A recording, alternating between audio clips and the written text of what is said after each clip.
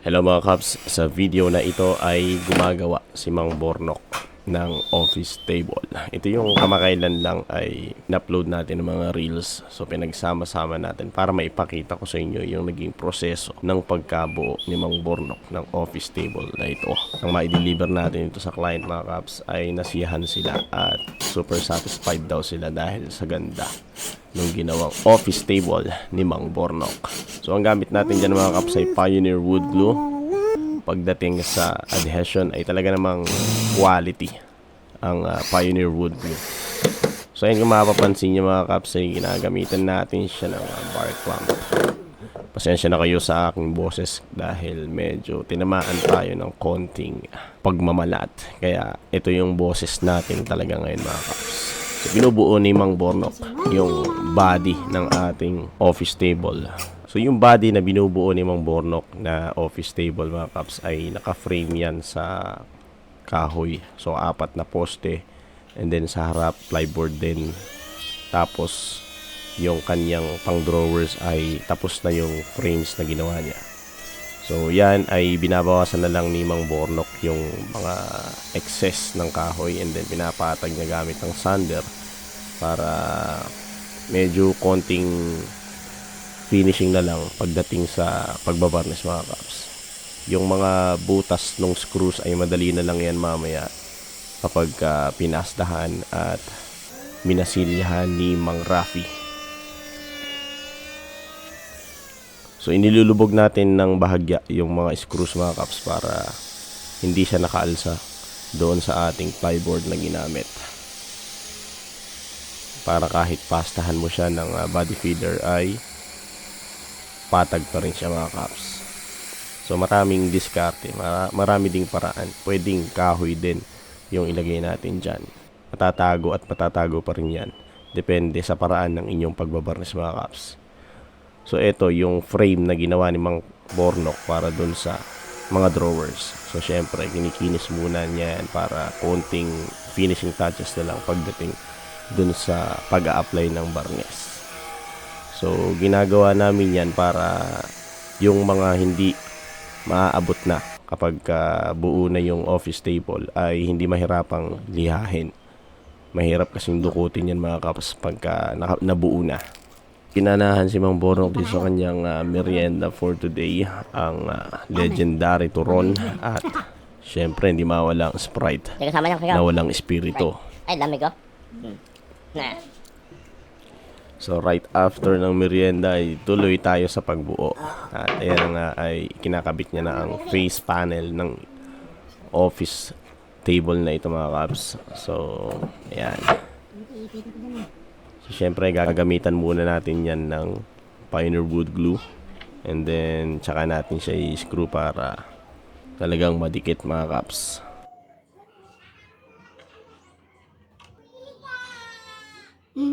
Natin.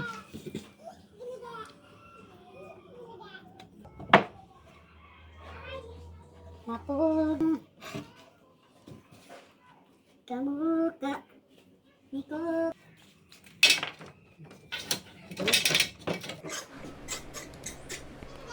So itong gamit natin na Gross T bar clamp ay nabili lang natin mga Cubs yan sa Lazada. So online shopping lang yan mga Cubs. So napaka-useful ng bar clamp na ito mga Cubs kasi nagagamit natin yan sa lahat ng ating mga projects. Lalo kung mga ganitong projects natin. Lalo sa mga pinto kasi kailangan natin ng malakas na pang-ipit. Para ka na rin kasing merong helper pagka meron kang bar clamp na ginagamit.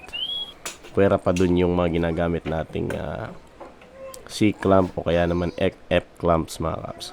Tulad yan sa nakikita nyo ngayon sa video ay panghawak talaga itong bar clamps mga Cubs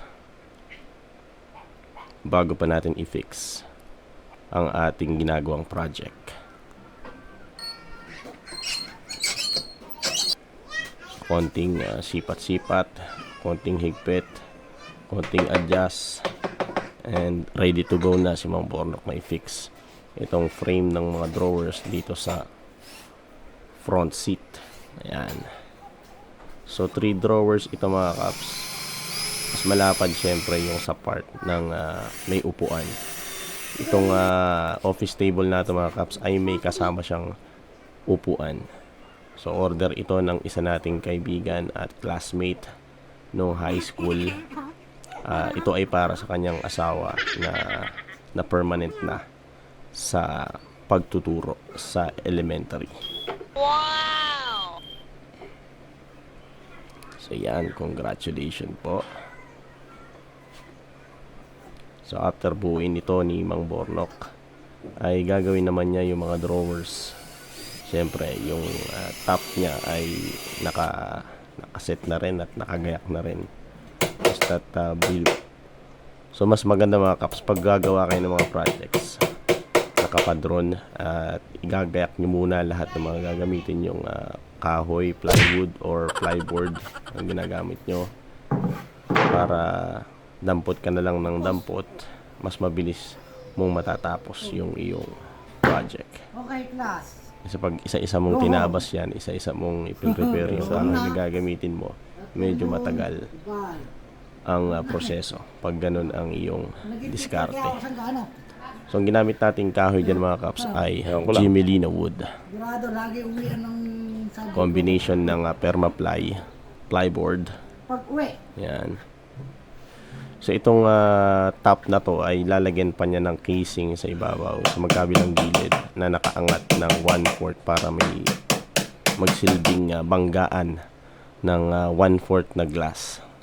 Yung pinaka top glass na ilalagay dito. Pero hindi na kasama sa project natin yung top glass nito dahil yung client na ang bibili ng top glass nitong office table na ito mga kaps.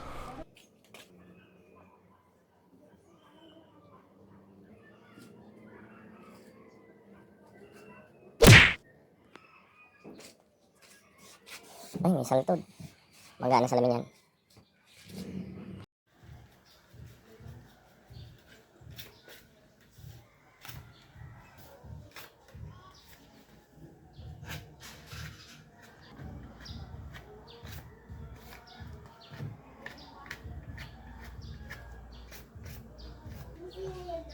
Yan na yung office table na ginawa ni Mang Bornok mga kaps at pine-prepare na ni Mang Rapi for varnish.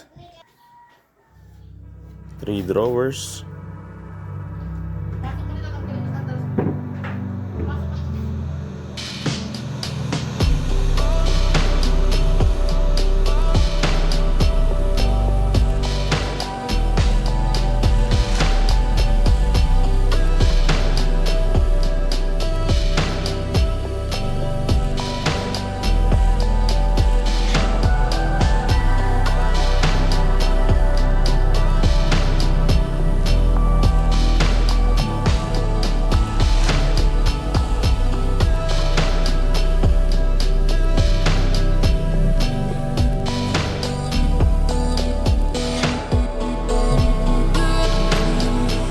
Morning, class.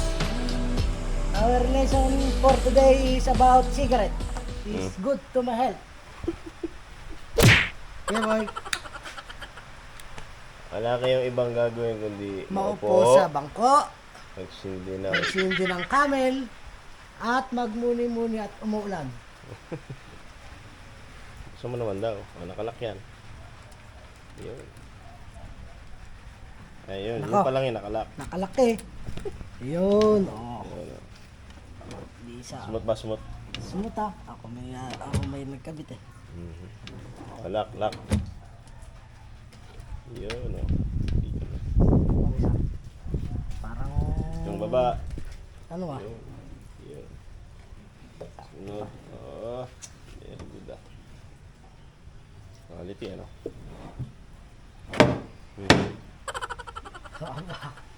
Ginawa mong push to open eh. Yun. Nagis mong borno ka. Hindi na ako mayayari eh.